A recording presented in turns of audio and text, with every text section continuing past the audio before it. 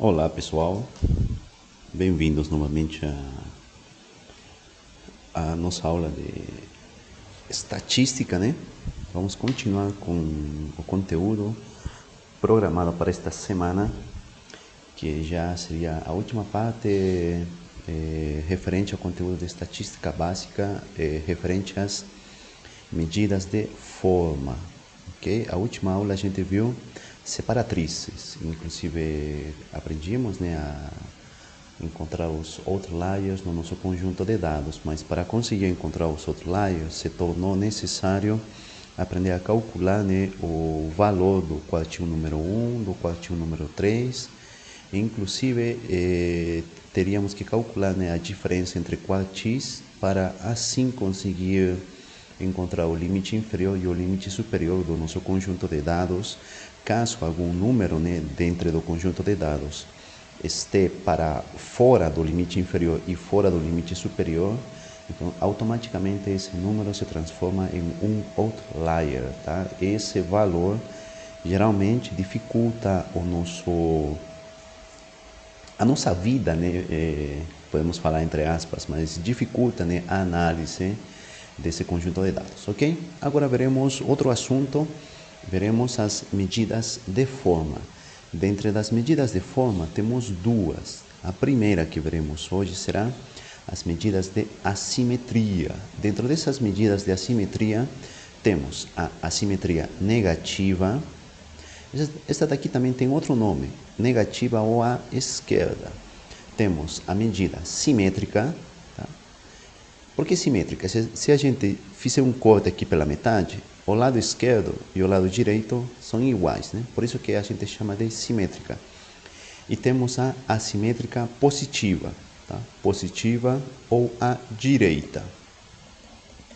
O que eu tenho que enxergar aqui para saber se é assimétrica, positiva, negativa, direita ou esquerda? Olha aqui o rabinho, a cauda desse gráfico aqui, igual. Para onde que está apontando? Aqui, nessa primeira situação, está apontando para a esquerda. A esquerda geralmente associamos como negativo, né? Pronto, negativo. E aqui, né, para onde que está apontando essa cauda aqui desse gráfico? Para a direita. Geralmente, na direita é assinalado como positivo, certo? E acredito que dessa forma ficará mais fácil, né, conseguir lembrar dessas assimetrias, tá? Temos assimétrica à esquerda ou negativa, dados simétricos ou dados assimétricos à direita ou positivo, tá? Então, de que se trata as medidas da assimetria? Quando falamos de dados com uma simetria do tipo simétrico, ou seja, que se eu divido aqui esse conjunto de dados em duas partes iguais, a minha média, a minha mediana e a minha moda são iguais, tá? Ou muito próximas, tá? Isso que é simétrico. Então, o que a gente procura? Geralmente, né, é interessante que o nosso conjunto de dados cumpra esse requisito, que os nossos dados sejam simétricos. Quando falamos de uma assimetria positiva, né, positiva ou à direita, entendemos que a moda é menor que a mediana e, por sua vez, né, a moda e a mediana são menores que a média. Ou seja, a média estará por aqui, a mediana por aqui e a moda por aqui, certo? Quando falamos de assimétrica ou conjunto de dados assimétricos negativos, entendemos que a moda é maior que a mediana e, por sua vez, essas duas medidas, né, são maiores que a nossa média. Ou seja, a média estará por aqui, a mediana e a moda, certo? Então temos essas três medidas. Se existe alguma maneira de calcular essas medidas de assimetria? Existe. Mostraremos agora. Vejam aqui, pessoal. Assimétrica negativa, certo? Aonde a moda, vejam aqui, a moda estaria aqui, é maior que a mediana e, por sua vez, é maior que a média. Quando a medida é simétrica, a média cai aqui, a mediana também cai aqui e a moda também cai aqui, tudo no meio. Quando falamos de uma assimetria positiva, falamos que a moda é menor que a mediana e, por sua vez, que a média. Tá? Ficaria dessa forma, pessoal. E como calculamos, né, as medidas de assimetria? Podemos calculá-lo a partir do coeficiente de Pearson. O Pearson foi um estatístico de algumas décadas atrás, né, que fez o coeficiente de relação de Pearson. Tem alguns livros, inclusive análises de componentes principais, né, foi desenvolvido por esse Pearson. Se vocês, no seu conjunto de dados, vocês têm calculado a média e a mediana, ou quando vocês trabalham com população, né, ou se vocês trabalham com uma amostra, que será o nosso caso, da mesma forma, né, você terá que ter a média, a mediana, que vocês já sabem calcular, e o desvio padrão. É simplesmente substituir esses valores nessa equação aqui. Ou vocês podem utilizar, né, os quartis, que também vocês já sabem calcular. Quartil número 1, quartil número 3, número 2, número 3 e número 1. E a partir daí podemos encontrar o valor da nossa assimetria.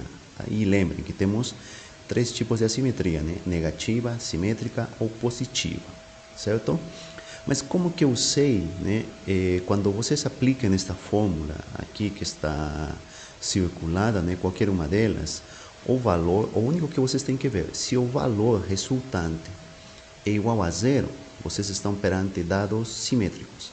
Se o valor resultante for maior que zero, tanto faz se é o número 1, número 3, número 2000, número 50.000, o único que nos interessa é que esse valor seja maior que zero.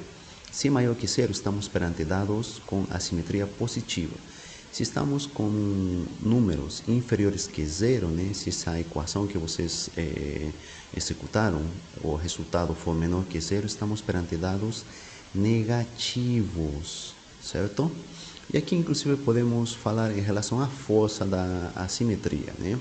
Se o valor absoluto desse valor da assimetria for inferior a 0,15, estamos perante uma assimetria fraca, ou seja, pode ser meu conjunto de dados pode ser positivo e fraco. Se esse valor da assimetria, né, o valor absoluto, estiver entre 0,15 e 1, estamos perante uma assimetria moderada.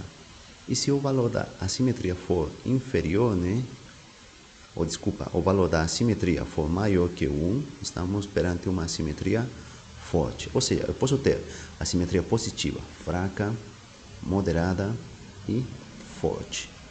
Igual que a negativa, pode ser fraca, moderada e forte, ok?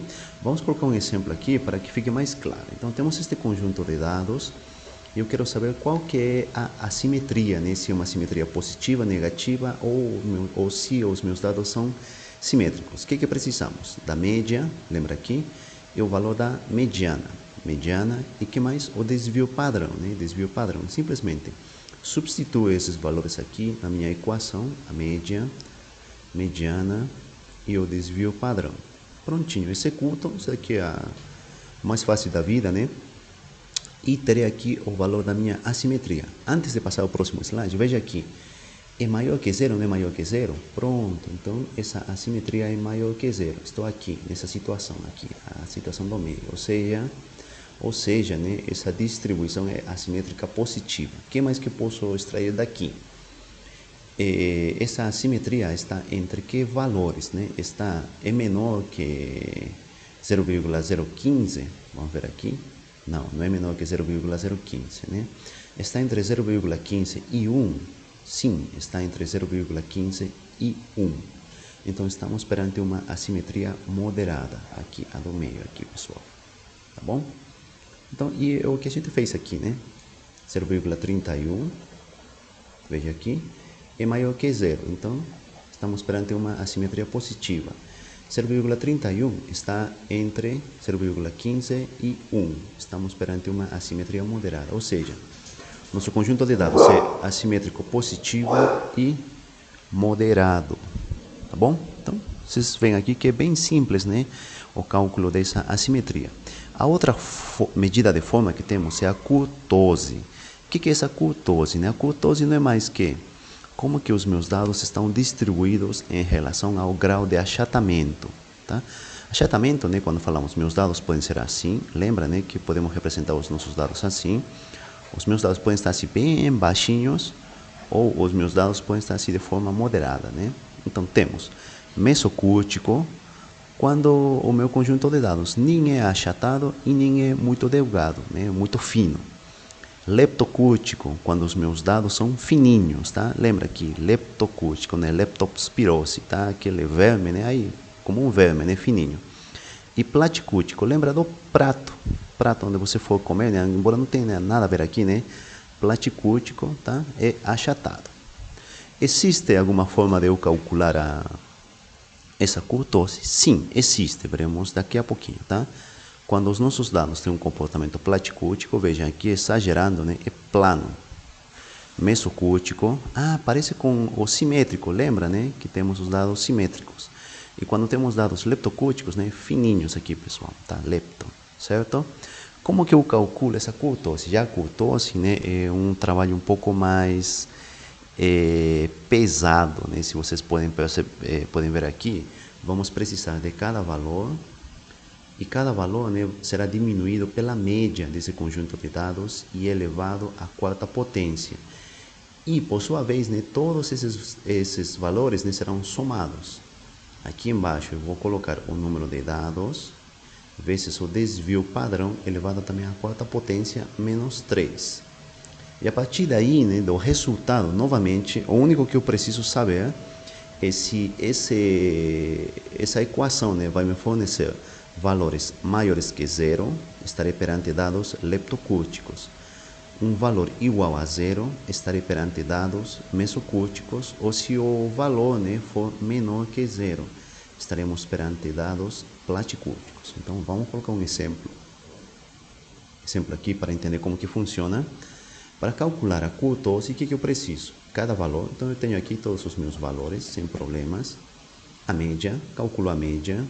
Precisarei do desvio padrão, né, aqui, e do número de dados, né? 1, 2, 3, 4, 5, 6, 7. 7 dados.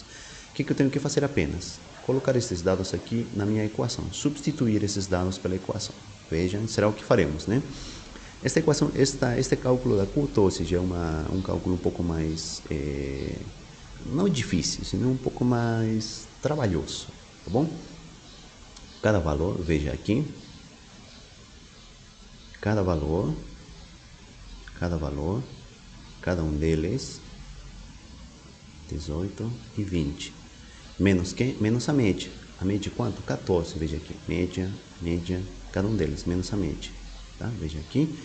Como diz minha fórmula, né? Cada valor menos a média elevado à quarta potência. Aqui todos estão à quarta potência. E ainda eu tenho que somar. Aqui, pessoal, estou somando. Tá? Veja aqui, eu estou somando. Somando. Dividido pelo número de dados, ou seja, eu tenho 7 dados, vezes, né, o desvio padrão. Desvio padrão, 4,58. Aqui, elevado à quarta potência. A quarta potência e, por fim, né, menos 3. Colocamos aí esse cálculo na nossa calculadora e obtemos que a nossa curtose, né, o valor que a gente obteve dessa fórmula monstruosa aqui, né, foi negativo. Ou seja, o valor da curtose foi inferior que zero, né, menor que zero. Ou seja, estamos perante dados do tipo platicúrticos, ok? Então, e assim, né, a gente podemos calcular essas duas medidas ao mesmo tempo, a curtose e a assimetria, né? Por exemplo, temos este conjunto de dados, tá, que foi o comprimento, né, de crianças ao nascer, e é pedido para a gente calcular as medidas de forma, assimetria e curtose. Se vocês veem aqui, a curtose foi negativa e a assimetria foi igual que zero. Então vamos lá, como que ficou? Se a minha assimetria for igual que zero, então estamos perante uma assimetria, perante dados simétricos, tá? Estamos aqui. E se a minha curtose, né, foi negativa, então estamos perante dados do tipo platicúrtico. Ou seja, esse conjunto de dados, ao mesmo tempo de ser simétrico, também é platicúrtico, ok? E com isso, né, podemos descobrir qual que é a forma dos meus dados. Ok, pessoal? Com isso, né, finalizamos a nossa aula.